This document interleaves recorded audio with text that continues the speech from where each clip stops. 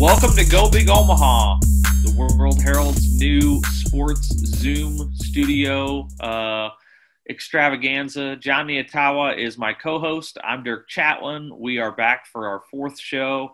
It's that time of year when there's a whole lot of stuff going on. High school football finals are coming up, and Nebraska football is trying to get on a winning streak here with new quarterback Luke McCaffrey. We've got a great guest coming up, Jay Mims, coach of Union Omaha. But we're going to lead the show today talking about a new season that's on the horizon here, about a week away, and that's college basketball. And Jon, you wrote about it this week in the paper, and it's just a fascinating topic to consider how college basketball is going to navigate the COVID hurdles that are probably going to be more strenuous and more complicated than they are for almost any other sport. How would you assess where we are right now with college hoops? Not in a good spot, Dirk. I don't think that anybody can feel, if you're involved with college hoops, like I don't think you feel great at the moment. But they're going to try. Like, we're less than a week away from the start of the season, and that the plan is to go. I mean, you heard from Dan Gavitt, who's the basically the head of college basketball, works with the NCAA. He said, like, it's full steam ahead, and obviously there's going to be a lot of issues that the sport's going to have to deal with because it hasn't adopted a bubble. It hasn't adopted mini bubbles. It hasn't adopted regional scheduling models. It's essentially operating. It's the same as college football. It's similar to college football, similar to what college basketball has always done, which is play some tournaments in non-conference, match up against other teams, and then have league play. And you're going to travel across the country and compete. Now the arenas are going to be empty, and obviously there's going to be more testing. And the hope is that with campuses less populated, because the student body is going to be off campus with classes ending earlier than normal, the risk of transmission will be lower. But I don't know, Dirk, man. It honestly seems like they've sort of set up a recipe for chaos, and it's just going to be inevitable that the sport's going to deal with the similar types of shutdowns and quarantines and maybe even potentially outbreaks that college football's dealt with for the past couple months. The uncertainty that's just sort of hovered around college football since it began, like that's going to be in college basketball, and maybe even to a more heightened degree, because there, for one, are more teams, and two, there's more teams with sort of lower level budget and less resources than, say, the Big Ten, Pac-12, Big 12, SEC, the big name conferences that are playing FBS football right now. So I don't know, Dirk, man. I think a lot of coaches that I've spoken with are just like they're prepping, they're bracing themselves for this could be potentially disastrous. So we'll try to get through it. But they want to play. The players want to play, and the NCAA obviously needs a season. It needs the NCAA tournament. The amount of money that's tied to that event not only is responsible for producing the budget that the NCAA operates with, but a lot of that money trickles down to schools that aren't inside the Power Five that have football TV dollars to boost their athletic department budget. So it's a lot riding on basketball to make it work, but it's gonna get weird. Yeah, it's really tricky, I think, because I mean, obviously it's an indoor sport. If you lose 4 basketball players to COVID, I mean, that's a 30-year team. That's a pretty serious situation. I think there's all sorts of things that make it difficult. You mentioned, I think, an important point, though, which is the NCAA is going to find a way to have an NCAA tournament. I mean, whether they have to do it, they might have to lock these guys in a room for 3 weeks, but they're going to get their $1 billion from CBS. So I think if you look at it with that in mind, it's like, okay, how does the NCAA create somewhat of a legitimate regular season where you can, pick teams where you're still going to get all these people to tune in and watch an NCAA tournament. And so I think one option is can you just delay? You mentioned in your story that you wrote that maybe this isn't March Madness, maybe this is May Madness. the further you get into spring, maybe the better the virus numbers are. But the flip side of that is your window, your bubble with students off campus is going to be December and early January. And so you want to get as much basketball in as possible. I just don't know how you jump through these hoops. I mean, that's obviously an unintended pun, but college basketball, you mentioned the resource part of this. You think of Illinois State or Southeast Missouri State, or name your school, has the resources to do the testing in the same way that Power 5 football does? No way. And I also worry about it from an administration standpoint, because where you might look at college football and say, we have to find a way to make this happen. Even if it's 7-8 games, we have to find a way. There's too much money involved. These schools, they don't have as much money tied up in college basketball. I mean, Duke does, Carolina does, Kansas does, but 90% of the country does not. And I think it's going to be hard for those administrators to justify college basketball in the same way that they justify college football, just because there's not the same revenue involved. So I worry about that component too. There's the leverage doesn't seem to be working for college basketball, especially, outside of the top 4 or 5 conferences. And it's one of the reasons, Dirk, that I'm surprised that the NCAA didn't step in and say, you know what, we're going to help from a funding standpoint, make sure that the regular season, while it may not be as smooth as everyone would like, that at least we're still going to have some sort of uniform structure to it. Because, as you said, the lower level Division I schools, what if there's, what if half a league in the SWAC or something, or the MAC, loses? What if they lose half their teams in December because of quarantine, and then it takes them a couple weeks? They have to sit out, and then they got to ramp back up. And it's just is it possible that a league may just say, you know what, no, we tried, but we can't do it? And, what is keeping them from doing that? To me, I think I would have liked to see, now, like you said, the NCAA is going to have its tournament. There's no question about that. But could it have used maybe some of the funds or the revenue that it's going to generate from that NCAA tournament to help create bubble-like settings, regional sort of partnerships between conferences to ensure that these games get played? But the other part of this is, if you don't have fans in the seats, that lowers the incentive even more for schools to make this happen, because they're not making ticket revenue on it.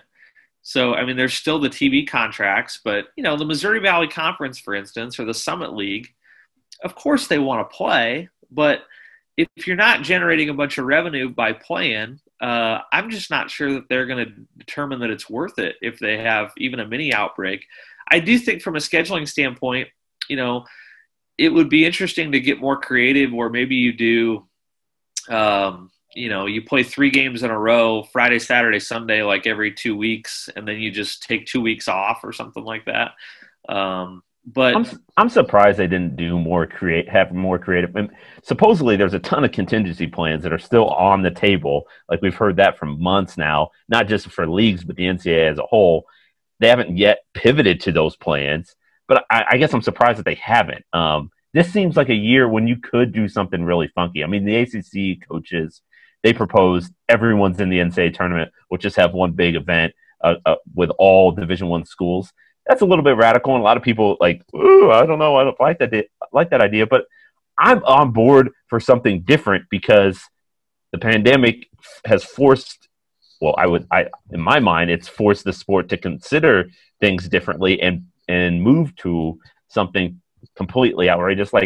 In my mind, Dirk, I was Big Ten, Big East, Mo Valley, combine forces and split the leagues in half or something, or maybe the A-10 instead of the Mo Valley, split the leagues in half and just do regionalized schedule all year, instead of having Nebraska travel to Rutgers and Creighton go to St. John's.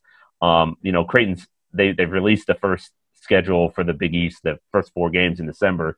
Creighton's set to play 4 games in 11 days, 2 road trips to the East Coast, to UConn, to St. John's. one, what if Creighton has a positive test and is out for those 2 weeks, and you just lose those 4 games right off the bat? But, you still have to figure out, can Creighton even travel to St. John's without without permission from the state government to avoid a quarantine? Same with UConn and vice versa. Like, it's just nuts. And I'm surprised that we're a week from the season and a lot of these questions haven't been answered. No, that's the other thing. The communication has been awful. I mean, just absolutely awful. And that's, par for the course for the NCAA and a lot of these conferences. But, I think you could do there's no easy way to do this. But the idea that you're going to go to the old model of playing Wednesday, Saturday, Tuesday, Friday, and go alternate home and away, I just don't know if that's the way to go. I think you could, like you're just talking about, do a Creighton, Creighton, Nebraska, Northern Iowa, Kansas State, pod in Omaha, where everybody plays, 3 games in 3 days, and you do it like a little round robin, almost like a high school volleyball tournament. That, to me, that seems like a more practical way to do this. But there's complications. Conferences want to maintain the traditions and history of all that.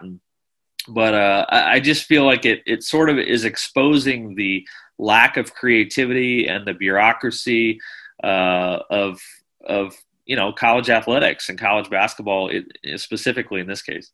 Yeah, and what did we learn from college football? The conferences were operating sort of in silos, and even in conferences, inside the conferences, the communication wasn't great between athletic department administrators, athletic directors, presidents, and nothing has changed. Yeah. It is still the framework. We're still operating the framework, the structure of college athletics. So why would anything change? But yeah, the same problems that college football's dealt with. Welcome to college basketball is welcoming those same problems, having to deal with them. It's like trying to fix the tax code, in Congress. It's like, good luck with this. It's the mountain is too big. So there will be a lot of college basketball stuff to talk about in the next couple weeks. Do you have any? Since we're on the cusp of the season, do you have any picks? Do you have a national title pick? No, not yet. I mean, let me think here. Who's primed to finally win it, John, is Gonzaga, because they're so geographically isolated. They can quarantine up in the mountains, go over to Idaho and just, hunker down in some Motel 6 for a couple months and come back in April and win the NCAA tournament with no COVID positives. So I'm putting my money on Gonzaga. I'm convinced that it's going to be something like that with Gonzaga, or some school like Baylor or something is on the cusp of history. Right. And then they're just like, tournament over. Too many positives. Like, we got to cancel this thing. That's what's going to happen. And yeah, who knows? But it's going to be wild. Anyway, Dirk, let's pivot over to soccer. Jay Mims is our guest this week. We're building the show around him. He's got some great insight on his past, former Creighton assistant, former UNO coach, and now the head coach of Union Omaha, the professional soccer team here in the city that debuted this season during a pandemic. Things were a little crazy, but on the field, the Owls had some success, and they finished second in their league. So we're going to ask Jay about a lot of different topics, and let's go. Let's hear from Jay. Jay, thanks for joining us. Really appreciate it. Can't wait to hear some of your insight. Let's start with year one.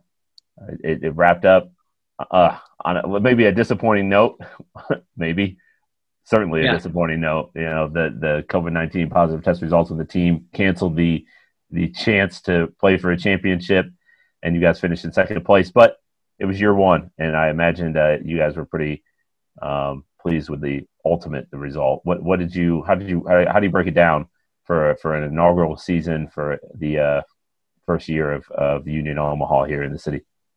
Yeah, I think overall it was a big success in a lot of ways. I mean, I think if you look at some of the challenges and some of the negatives, I'm sure, those are out there. You mentioned, how the season ended wasn't obviously ideal for us, having a little bit of a COVID breakout and, not being able to complete the championship match. And obviously from an owner's perspective, not what, a first year team and first year owners for a soccer team probably envisioned as far as in having a pandemic in the first season, and obviously financially, not, going, obviously not being able to get the numbers I'm sure that, we want it. So you can, focus on those things, but I think it's, we try to be, positive, and, owners included, that, considering that 2020 has been what it's been and no one's control of that, I thought the club did a great job, on the field. As you mentioned, we were 90 minutes away from winning a championship. We we had a great year from start to finish. We broke a couple USL records on the field with a couple. I think we had an 8-game unbeaten streak, which was a USL record. We did a lot of great things on the field, and then off the field, we sold out every single home game of what we were allowed with health guidelines from the state. So that was pretty cool, in a safe way, in a responsible way. I think we could have gone maybe a little bit higher, but I think the club felt like it was, the number they went at was safe, and people enjoyed it and felt safe. So that was a big plus. I think, the guys did a really good job of, what they could do, at least in the community, social media wise, obviously with a lot of the stuff going on with some of the political stuff going on. I thought our guys were able to kind of express themselves in a way through social media, because obviously we had, a lot of stuff that we could have done in schools and in the community and on soccer fields. But, because of our kind of USL bubble and because of some of the rules, we couldn't really go out there. Not that there was a lot going on with the youth as well, but I thought our guys did a really good job, at least of still showing their personalities and expressing themselves through the community, whether that was through the games with their interactions, small interactions with the fans, or through their social media. But pretty good job, especially considering, there's most of these guys have never been in Nebraska before in their lives, and their first experience was a pandemic. I was really, really happy with their success on and off the field as well. So overall, I think we have a lot to build on for next year. Yeah, Jay, I was going to ask you about what you just mentioned, just how the players adjusted to this, and everything from sort of adapting to a new city to sort of the mental health component to like a team chemistry component. I mean, there's all sorts of things that the pandemic affects, but especially with a new team and a bunch of guys that have never been here before. Like, how did you handle the component of trying to make these guys feel at home and make them feel together, Yeah, that was obviously was already going to be a challenge, for me putting a team together and a roster together and getting these guys to kind of click off and on the field. And then, the pandemic did hit, and in a strange way, we had about 6 weeks before this kind of thing shut down. We were able to travel together. We had one trip to Salt Lake City where we spent about 10 days and played a bunch of professional teams up there. So it's always nice going on the road and bonding.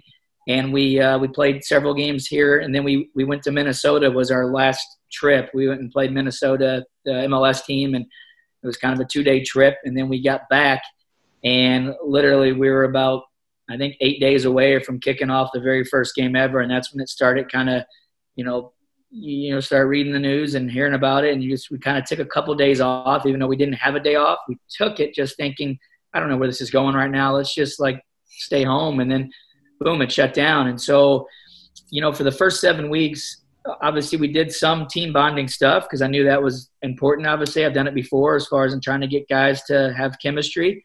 But most of our stuff that we did, because I'm trying to teach these guys a style of play, I'm trying to teach these guys tactics, I'm trying to teach these guys our system, I would say most of it was the soccer part of it and getting that piece right, whereas I would do some team cohesion and team building on the soccer field. And there's different ways that you can do that team building wise. But strangely enough, the pandemic hit and it almost paused it for me, at least on the soccer side, where a lot of coaches out there, I think in different sports, were really trying to, make sure they had their playbooks and make sure guys understood the X's and O's and different tactics and really were having that. And I kind of took a different approach. I took it as, we need to know all these things because our guys aren't there yet, even though we had a great preseason. But, we still had so much to go over soccer-wise. But I thought, you know what, I want to really start working on, getting to know your teammates. And because, like you said, they're all from different backgrounds. They've only been here 6 weeks together. Some of them 2 weeks, some of them a week, 3 weeks, as we're still – the roster was constantly moving because it's preseason still. And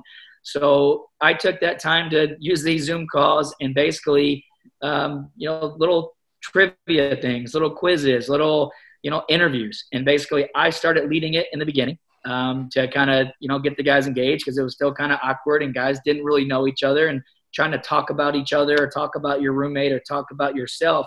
It wasn't the probably most natural thing for some of these guys. And so I kind of led it the first 2 or 3 weeks.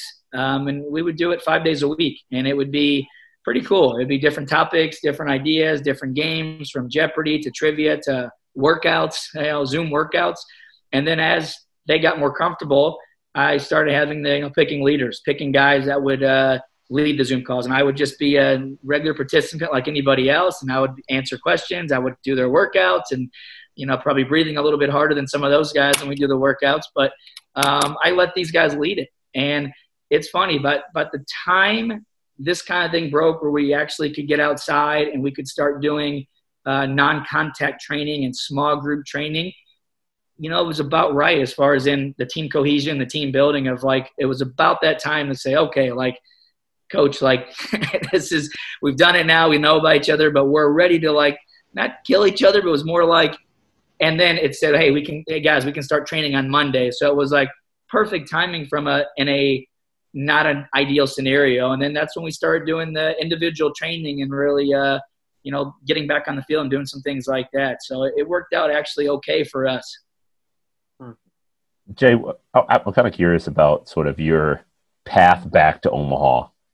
You obviously former Creighton assistant, coach at UNO, and then you left for a professional job, left the city. I don't know if at that point you thought, well, my time in Omaha is complete. I've made the professional progression I needed to, and unfortunately I got to go. What led you back here? Why are you back? Obviously you're the head coach of Union Omaha, but what brought you back? Yeah, it's a interesting story. So obviously it started with a long time ago with coming to Creighton, and it was, I think I would have never probably came here if I didn't come here once before that. And I took a visit. A couple of my buddies played soccer at Creighton that I grew up with, Ross Pauly and Richard Maroney. Ross is here currently coaching the women's Creighton team, and I grew up with those guys. And so I took a visit here, and visits are kind of a weird thing. It's only 48 hours, and I don't love them because you take that snapshot and whatever it is, you're oh, it must be like this. And so my visit was okay, but I was just thinking, man, I'm never going to move to Omaha, Nebraska. What's Nebraska? This is no way I can see myself there. And so I chose a different path and didn't come here. And then when I got offered to come here to work here, it really helped me that one time that I went there because I kind of, I was a little bit more mature, a little bit older. And I really said, shoot, you know what? Let me give it a chance now because it was only 2 days last time. And then, my boss that I was working for said, look, just give it 2 or 3 weeks. If you don't like it, no problem. Go back to playing. I was playing professionally at the time, and we were in the off season. And so it took me 2 weeks. And I'm like, this is pretty cool. So and I loved it. I loved everything about it. And that's what kind of got me hooked. And as you mentioned, I stayed there for a while and then went to UNO. And then as why I left, we had we built our program up, year by year at UNO. I'm pretty proud of that. And, Trev kind of called me in the office and was just like, Jay, my phone's kind of blowing off the hook. I got athletic directors calling me. I got people calling me, different universities, different schools. Where you're kind of growing faster than your program's kind of growing faster than our athletic department right now. You've done an amazing job, and you've been a great example for these coaches. But I just gotta be honest, I don't know what kind of to do and what you want to do, but some of these schools that are calling, I'm not sure that we can have the same resources or match what they may want to have. And which was kind of I guess I didn't expect him to come out and say, oh, we're going to match a Big Ten school of what they're doing here for their soccer team. But so I guess, but I was still disappointed of like, man, like, okay, but he was honest with me. And so that was the first time I guess I never really thought about leaving. And so I followed up on some of those, and I actually there was a pretty school that was pretty close to my heart, and I got offered a job there, and it was a Division I school, and I thought for sure, like, this is it, this is the next move, and I turned it down.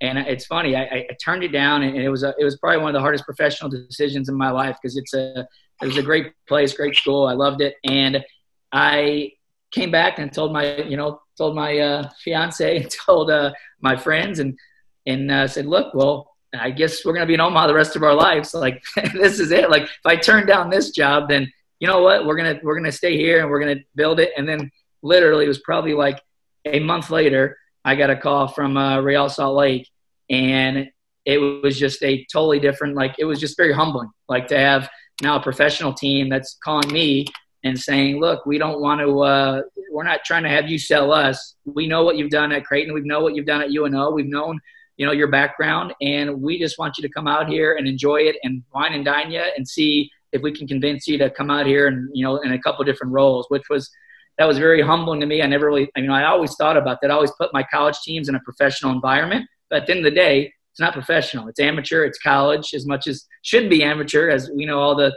fight that's been going on at the NCAA for a while, but it is, and it does, and especially for our sport, doesn't get recognized across the world as, as professional, even though I think there's a lot of good programs out there.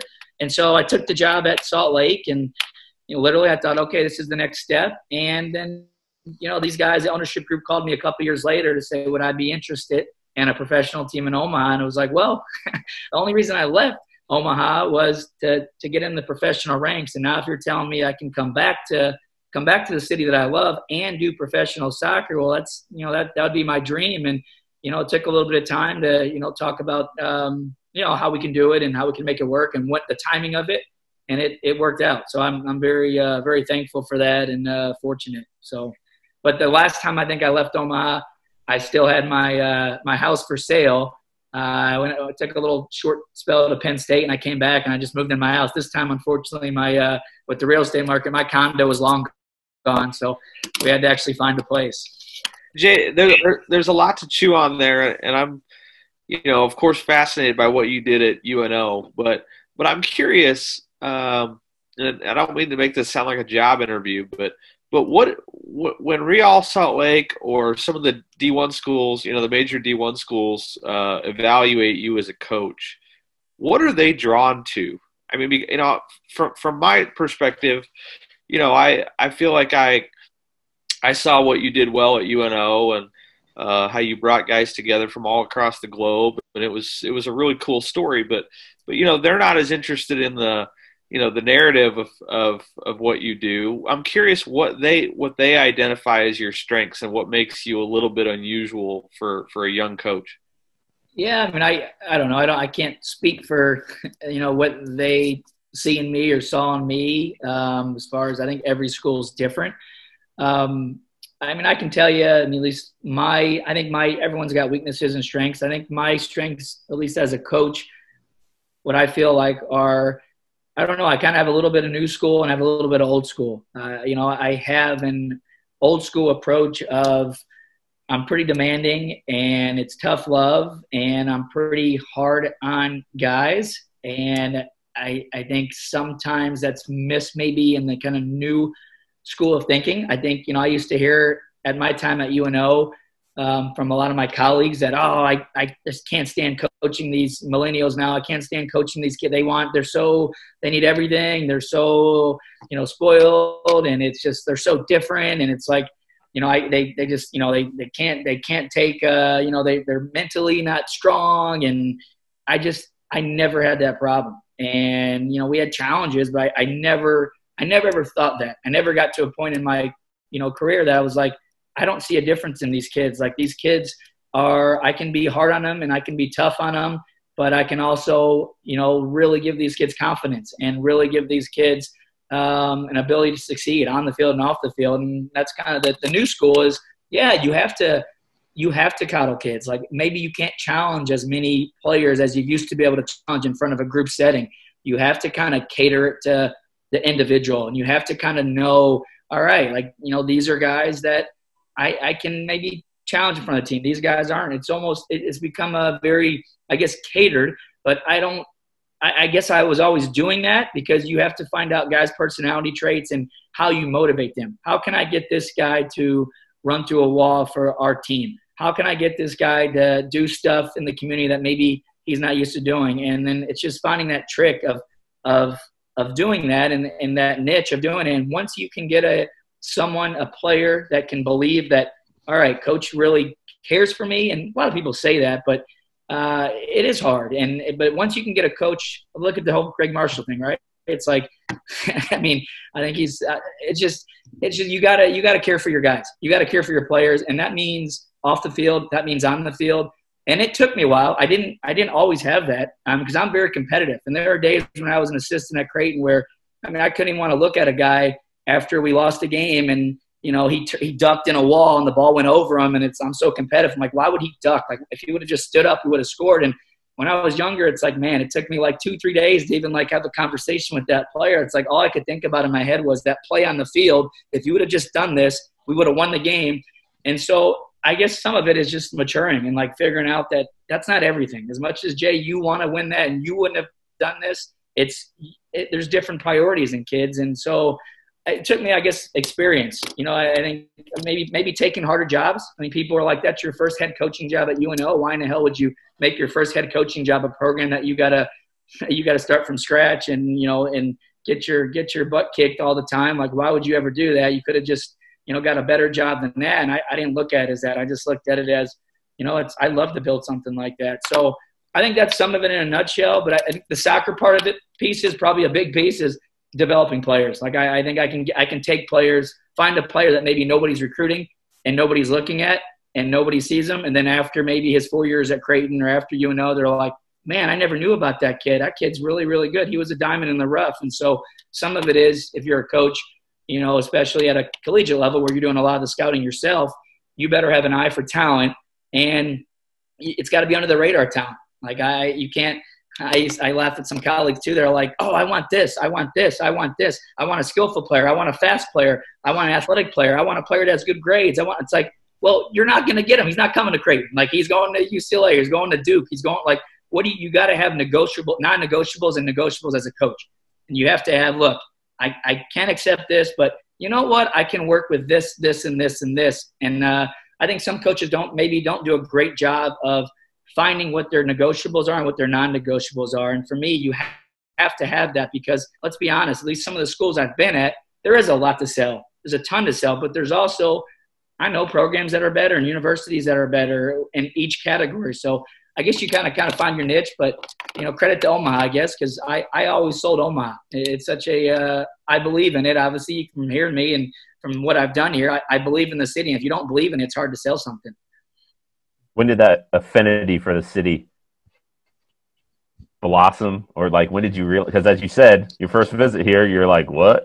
Yeah, probably, you know what, later in my tenure at Creighton. I was at Creighton for 10 years, and it was probably – once we kind of got Morrison Stadium built, and that was 2003 were the first games there. And then once we started, you know, winning and once we were kind of, you know, being pretty good every year, it was almost like I hated when I started getting more into recruiting. You know, I got more into recruiting, you know, as I spent 2, 3, 4 years in, I started really loving the recruiting piece. And I think it pissed me off that, like, when I would talk to families or players, they'd be like, oh, is Creighton Division II? Is it Division III? Oh, Nebraska, there's nothing there. What, Cornfield? And it would just, like, I don't know. I was living, and it made me mad. It just made me, like, defensive. Like, you guys have no idea. Like, you don't, like, come to Creighton basketball game. We're getting, you know, 17,000 people you should see this new arena. Or, like, look at our soccer stadium. We have the best soccer stadium in the world. Like, you guys have no clue. And it would just make me mad, I guess. And I guess that's when I probably started – you know, really kind of falling in love with it, as far as in almost having to defend it. Because, like, not many people know. I mean, I lived in 12 cities growing up in my life. My dad was a baker, and we moved around a lot. And, he worked at different bakeries. He started his own bakery. And so I think some of it was I've been to a lot of cities. And then obviously with the job, you travel. I'm fortunate to travel everywhere in the country and even in the world.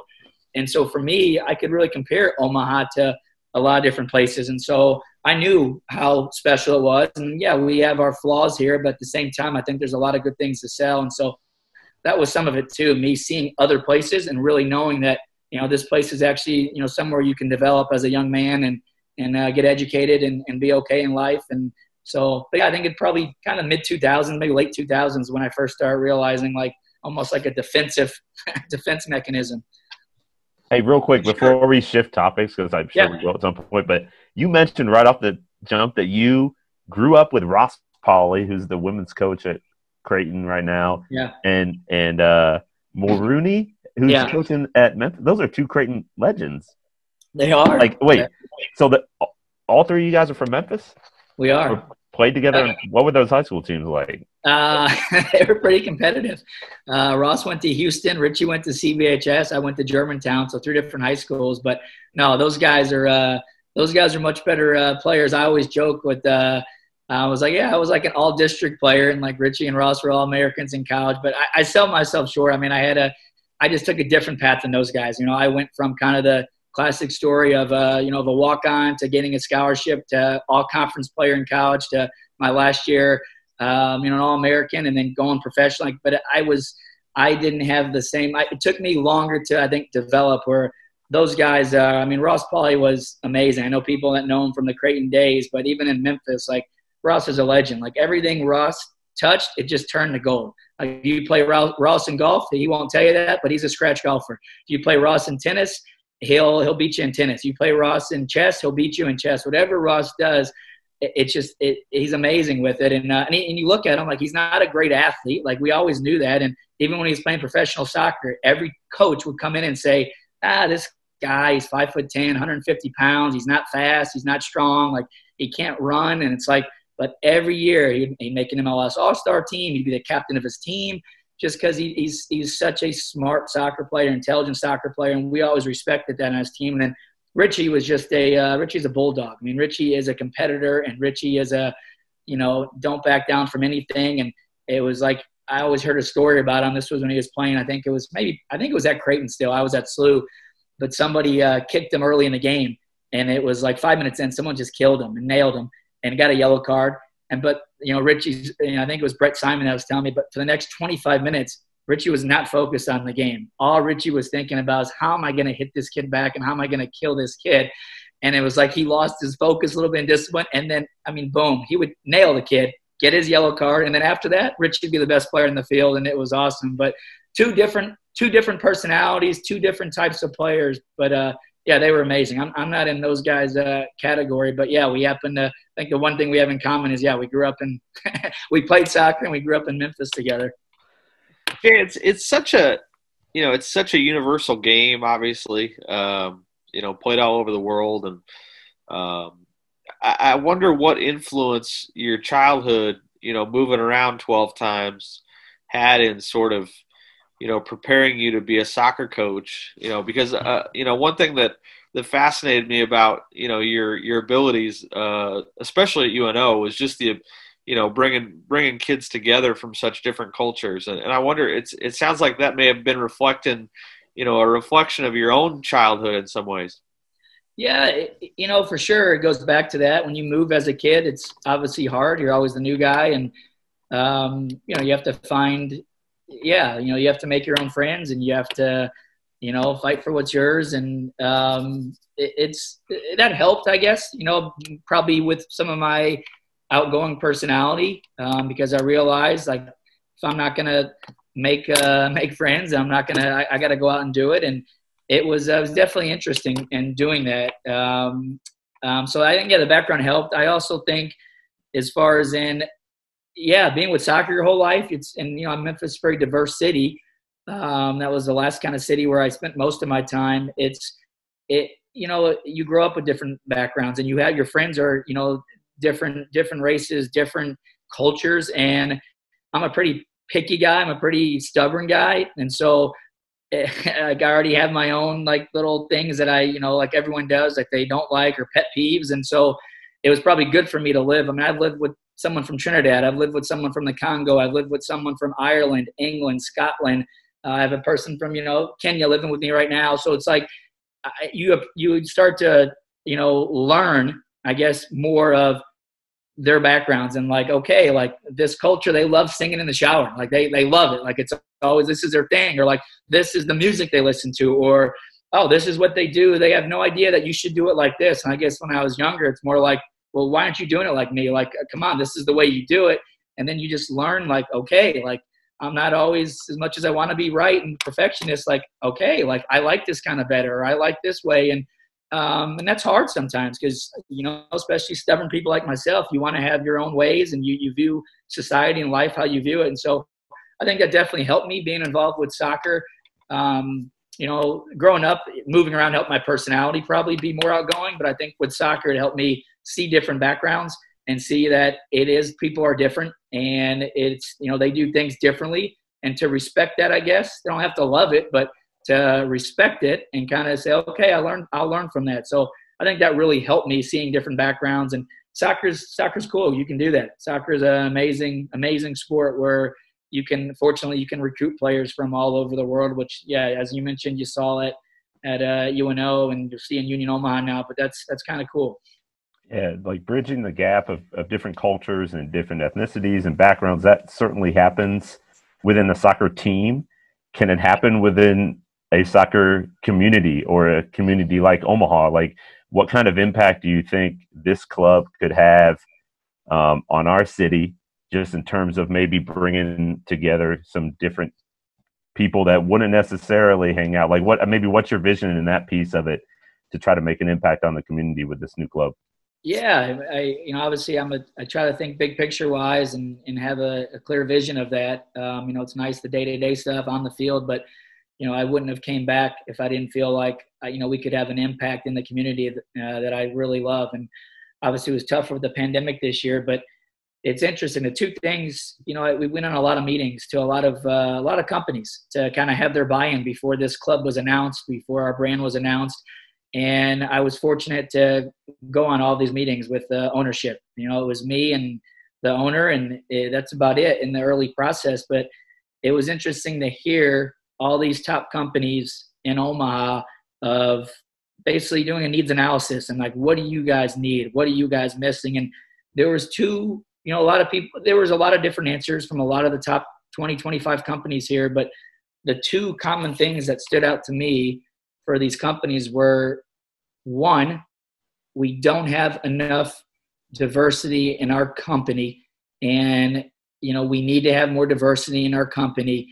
We need more of this. We need more ways to engage. I think minorities. We need more ways to attract diversity with our company. We're not doing a great job at it. We need to find a better way to do this. And then the second one was, we can't keep young professionals here.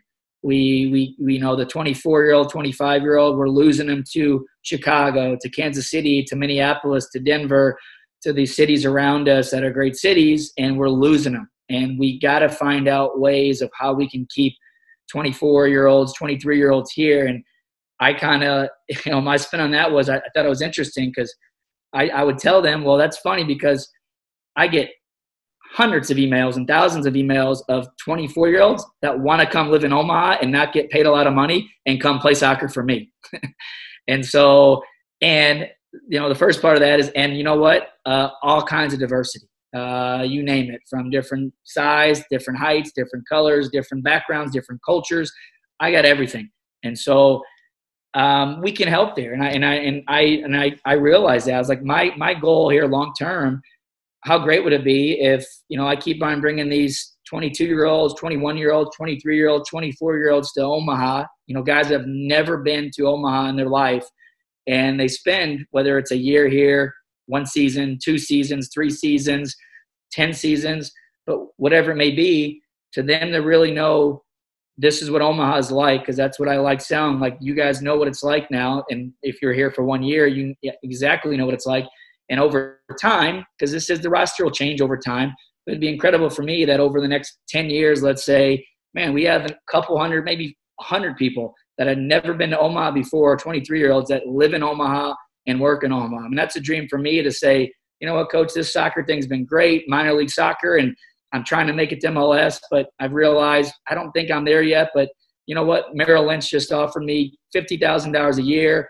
Insurance, coach. I've never had insurance. Like, it's, oh my God, like, I'm so excited. Thank you so much. I'm going to, stop playing, but I'm going to live here. Like, that's what I would love. And to help with, bringing those people here. And then obviously the backgrounds. Yeah, we do have every different background. And you see it at the fans are coming in as well. And you're starting to see that, but we do need to help that. Because I think Omaha, people say it's diverse. I mean, I don't know. I have a hard, it needs to be more diverse. I don't think Omaha is, it could be more, there could be more inclusion. There could be more integration.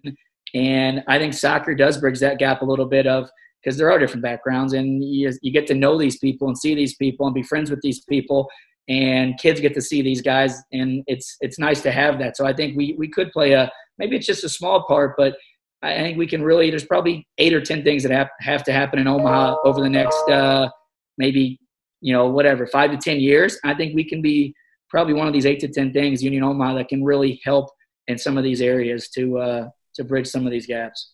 Jay, let's get crazy here. 5-10 years from now, what does Union Omaha look like in your head? Union Omaha. If everything goes right, what is Union Omaha in your mind?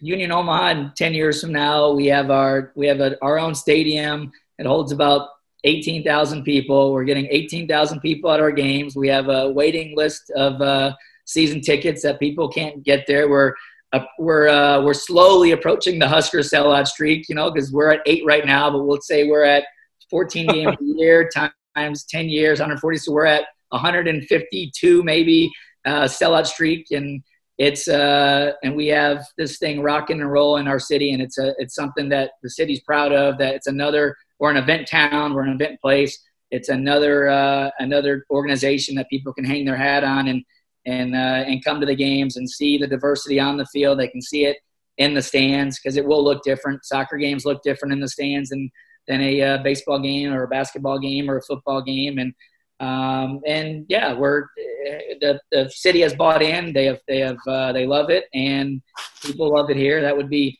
my dream to really be relevant in the community. And it's something that, I saw Creighton basketball go from, I was one of those, 1,500 people that was at the Civic and cheering Creighton on back in 2001 and 2002. And then the move, obviously, but I saw the growth of that. So I think anything's possible. And soccer, as you mentioned, I think Jon mentioned in text, it is growing in popularity in America because people are playing now. Guys like me are having kids and they're coaching their own kids. So it was a generation away. And if people say, oh, we've been saying that for years, like the non-soccer people, it's like, we have, but it is true. And if you watch like the last national team game, our average age was 19 years old.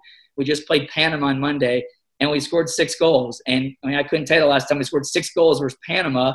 Panama was catching us. And now we put a bunch of 19-year-olds on the field that are playing at Chelsea, Barcelona, Valencia. I mean, these kids are playing all over the world, and they're Americans, and they're 19. And so I think it is coming, and it's just people are like, well, we're waiting, but you're starting to see it now. And then 2026 is the World Cup, which, we had that. I think you did a nice article before of, quoting people. And I think my quote in there was, we'll be the favorites to win the World Cup in 26. I was just going to say, it's funny you mentioned it, and this is a testament to your local knowledge, but 25 years ago, Creighton basketball was a joke. I mean, it was nothing. It was, there was, you could go to the Civic Auditorium, basically, it was social distancing before social distancing. I mean, everybody was, had their own row to sit in, and for sure, but it was still loud. but now look at it. There is I think a big vision that you have, and I think is consistent with the history of the city. That man, if you can get this thing to take off, it just kind of feeds on itself. Yeah, you're right. You have to have first is vision. You have to have a vision. Second is you have to have opportunity and assistance. And then third, you have to be a little bit lucky. And I compare it to that 2002 season with Creighton and UNO hockey, because I used to go to all the UNO hockey games too. I was a big UNO hockey guy, and I probably had a little more fun sometimes at those games than the basketball games, as you mentioned. But it was still, I love seeing Dana work, and I loved his teams the way they played. But I had probably more fun as the experience at the UNO hockey games were more fun back then than maybe but I learned a lot from the Creighton basketball games and the way Dana coached. But it was you have to have a little luck. I mean, that was the UNO hockey. They had their worst couple seasons in their probably history since '96, and right before the move. And so they went from 8,000-9,000 at the Civic to we're moving into a new arena. It's going to cost us so much more money. And they went from a 18,000 seat arena instead of 8,000. They went to 5,000, and they just obviously it was a cash cow, and it was just dying. And Creighton basketball had Kyle Korver, had the Terrell Taylor shot, and it was just it was just an amazing timing of we're moving, and they went from 5, 6, 7,000 to 10,000, 11, and it just obviously grew. Then the Big East, the new conference, the timing of that, you have to have the right timing. And then obviously now UNO hockey Trev's turned it around. They got Baxter Arena, which was a smart move, but you have to have timing on that. You have to have the right timing. And so I think it's a great start for us that we had 8 games only, but we were able to get fans. We sold it out. We had a great product on the field. So it's an incredible start, but I think we're not. Yeah, you have to have a vision like that 10 years from now if we can do it. And because I know all my friends have kids. They all coach their kids. Soccer is it's pretty popular, as much as the non-soccer people don't want to admit that. They hate that. And I think – but soccer people have to be not naive either. And, I think for a long time they're so bitter and so personal and so, we're going to beat baseball. We're going to beat hockey. We're going to beat – it's guys, we don't have to beat anything. Soccer is their own – it's your own sport. It's regional – it's okay. It's okay if football's here, basketball. And it's funny. I think Europe is going to start experiencing that in the next 10, 15 years. I think basketball's popularity you'll see the draft, I think, tonight. It's growing and growing and growing. So I think they're going to have to face obstacles that our country has faced with soccer for the last 50 years, 100 years. And I feel like Europe and those European countries and even South American countries, soccer will always be number one there. But those other sports are growing. And so I think for us, I think we'll have those sports always, but our sport is growing. We can be our own niche. I mean, look at Atlanta. Atlanta's great. I remember I heard a joke with Atlanta with Arthur Blanks with their stadium that, they're having a Chick-fil-A in there on Sundays. What a terrible idea. What marketing idiot did that? For those, 8 games, maybe they have one Monday night and a Thursday night. There 6 times it's going to be closed. Ha, ha, ha. And it's guys, and people don't want to admit it. Arthur Blanks built that stadium for soccer. And it's one of the few places that you go to that share football and soccer that it's actually there's a lot of it built for soccer in there. And then they saw the first game, 60,000, 70,000. They're drawing, probably twice as more as the Falcons are. And then people are oh, gotcha. Now I see why, the Chick-fil-A is in there, and now it's, Saturday. And so I think there are going to be, cities that are, they have their own niche. And I think Omaha, even though it's a smaller city, obviously, than Atlanta and smaller than Seattle. But I think we can have our niche in in here. And, the city's growing. Let's be honest. People are going to get sick of paying $600,000 for a house in Denver and, living in a 3-bedroom, 1,400 square foot house. People are going to start realizing, oh my gosh, Omaha actually is a decent place to live, and it's already happening. So I think people are going to start migrating back this way. And, our city's going to get bigger, and it's going to get larger. It's going to get more diverse. And I hope soccer can be a small part of the town. You sound like you're running for mayor. No, I hate politics. Don't say that. Oh, man. Well, it'll be, Yeah, we've appreciated your time, Jay. One thing I was going to bring up, because we talked about this at the end of the season, just about putting together this team. I wonder, did you ever do a log of how many miles you drove to scout players, or how many either countries or cities you visited? What's the final tally of how much time you put in over the? You know what? I didn't. It wasn't. I could tell you, this wasn't as technology's better now, and scouting apps and phone calls and things like that. Budget wise, we're on a pretty tight budget, and so I didn't have a ton of trips, but we had enough. But yeah, I mean, if a coach puts in his recruiting log of where he's going, it's definitely a ton. But I do like to break it down after the season's over and see how we got, and I did this in college too, of how we got each player, how I got them, and, where I got them from, and look back, budget-wise and say, okay, well, especially in college, we used to do this. Okay, we go to all these tournaments and coaches go to all these things to spend money, but where did you actually get these? You look at your roster after the year's over with, where did you actually find this player and how did you get them? And so I definitely started doing that this year after our roster and looked at it. And, it's definitely a lot of miles and a lot of phone calls, but the cool thing is you got to take care of those people too that help you with it. And that's the same thing in college. Like, you got to make sure that, that they know now, okay, this kid made it here. This was a great year for him. Okay, can I get another player? And sometimes it's hard. Sometimes I've had some great players, and I try to get another player, and some coaches won't give me another player because they're like, Jay, whatever I give you, you're going to be so disappointed in this next guy because he cannot possibly do what that person did. I know your personality, Jay. You're going to be like, I can't believe that you helped me with this guy. He's not good enough. And so sometimes like the real coaches out there that aren't salesmen, like the real club coaches out there and like college coaches, they're like, nah, Jay, I know what you like. Nah, I'm not going to, like, let's just go with that one. I'm 1 for 1 with you. We're going to keep it at that. So, but the other, you have to figure out coaches of who's selling and who can really you trust. But no, the recruiting part's fine and traveling's fine. It's definitely a lot of miles. For sure. Yeah, but it's crazy, Dirk. Like Jay and I were talking toward the end of the season about how, Jay, you were taking phone calls in the Sarpy County Tourism Office because at the time Union Omaha didn't have a facility. Well, there might have been a trailer, but like you needed some space. Like we called it Union Station. Union Station was our name of our trailer. We called it. We definitely had a trailer. We definitely work out of the Sarpy County Tourism. Every time I had a phone call, I feel like a couple of the people that I know there now, some of the front desk workers and some of the interns probably knew more about my recruiting and which player we're going to sign before probably our owners did.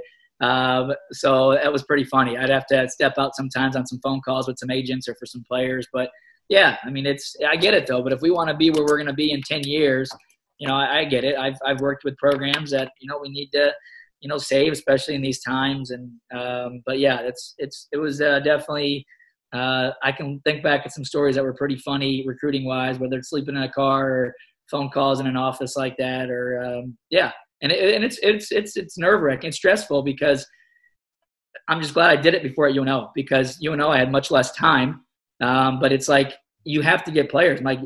Of course I sleep at night thinking, what if I don't get 11 players? What if I don't sign like enough players to play for this team? Like our game's coming up. Like what if we don't find 14 players? So you start, stressing a little bit but you can't panic. And I thankfully have a lot of good mentors and a lot of people that are coaching professionally. And I know this as well. There's players everywhere. And like, you just got to take your time and knowing that players open up everywhere. Don't rush into it. Don't just sign a guy because you're thinking you need players. And thankfully, I had ownership, give me enough time and enough resources to really build it how I want to build it. Because I know there are some college coaches and pro coaches that maybe don't necessarily get to do it the way they want to do it. And I had 2 great bosses, at UNO, Trev Alberts and Mike Kemp, and they let me build it how I wanted to build it, the way I wanted to, with a lot of local players. And they gave me time to win games. And the ownership group at Union Omaha here, it's the same thing. They said, Jay, we get it. You want to create your own culture. We want you to create your own culture of how you want it. You have a great vision. We're going to let you. Here's the keys. You go run with it. And at the pro level, you don't get a lot of people that give you that, especially in a first year. And so I'm thankful for our ownership group to let me build it. All right, Jay. Well, Dirk, you got something else? I was just saying, Jay, thanks so much for doing this. John and I, always get a kick out of, our conversations with you and have a lot of respect for what you've built at all sorts of different levels now. And, it's a joy to have you on Go Big Omaha. Well, I appreciate it. You guys I'll keep on following you guys. I enjoy what you guys do and the time and effort you guys put in because you're like us. There's Saturday's a Tuesday and Sunday's a Wednesday. You guys work all the time, but you love what you do. You got to love what you do if you're in these type of fields, and I know you guys enjoy it, and I'll keep on following you guys. And if I can help, let me know.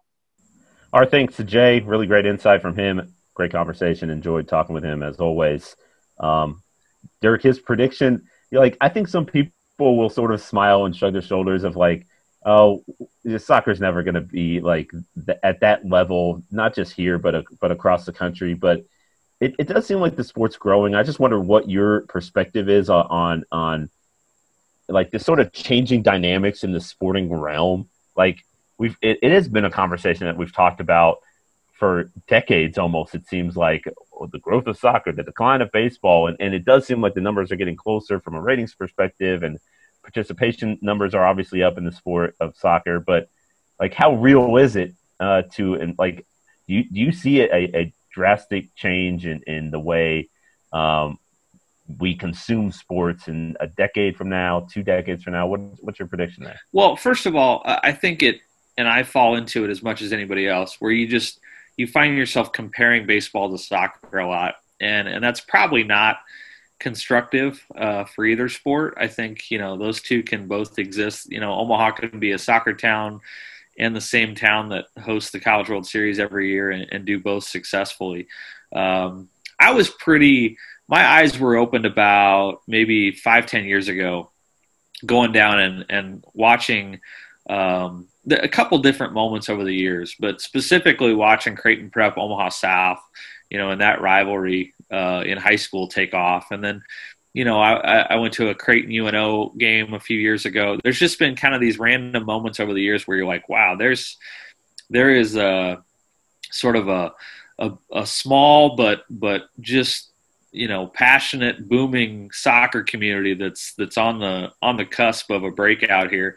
And I think what it needs in the city is something like Union Omaha, where everybody kind of has something to kind of rally around, right? So there's all these little factions, and Union Omaha can be a place maybe as early as next summer where all those factions kind of come together. And so I think Jay's got a really, he's a visionary. I mean, you don't have to spend any time talking to him to recognize that he's a big vision guy, and that was one of the reasons he was so successful at UNO. And I think he's got his finger on the pulse of the city and what it can look like. And I really do think that 10 years from now, we might look back and say, do you even remember the days when Omaha wasn't a soccer town? I mean, I absolutely think that that's practical. And it's, as Jay said, it's going to take some timing. It's going to take some good luck. But man, you don't have to be super well traveled in this city to recognize what a big deal soccer is, especially, John, in the under 35 crowd. The people who live in the actual city and sort of like the cosmopolitan component of Omaha. I think for those people especially, soccer is really on the cusp of a breakout. And I don't have a demographics breakdown of the folks who attended Union Omaha games this year, but like just from the eyeball test, looking around the stadium at Warner Park, like, yeah, it looked like a lot of young people, a lot of people my age, in the crowd. And the thing that stuck out to me was just how engaged they were in the game and how knowledgeable they were as fans. Like, they're cheering for clearances or a save is made and that gets a standing ovation from the crowd, or the build up right before a scoring chance where a team's on a break or maybe they're setting things up. You can feel sort of the buzz, even though the park isn't full. Like, again, they had 24,000 or 2,400 fans there at the start of the season, and then I think they elevated that number to 2,600 by the end of it. But they're socially distanced in mass, but you could kind of feel the energy sort of rising as Union Omaha would kind of charge forward, or the momentum of the game would shift. And Union Omaha made it fun for a lot of fans, I think, because they had some pretty thrilling matches that came down to the end where they had late goals and found a way to just survive some matches and came back. I mean, they were a lot of fun to watch. And so, John, I lost you. I want to jump in. Seeing your face, your expression. I'm not hearing any sound, but I just want to jump in real quick here. I think one potential benefit of the pandemic is, Union Omaha has created some credibility here in season one, and they've probably been able to work out some kinks in terms of, hosting crowds and and making it an event. And I think you go into year 2 and you say, okay, that kind of sucked that we, weren't able to host big crowds and do it right in year 1. But I think in some ways it helps you in year 2 because it sort of creates a market based on your success, and it also allows you to work out some of the kinks, that will ideally make it even better in year 2. So from that sense, the pandemic may not have been all bad in the long term for Union Omaha. Right on. All right, Dirk, I think that's it. Great show this week. We appreciate you guys all listening, and we'll be back again soon with another episode of Go Big Omaha.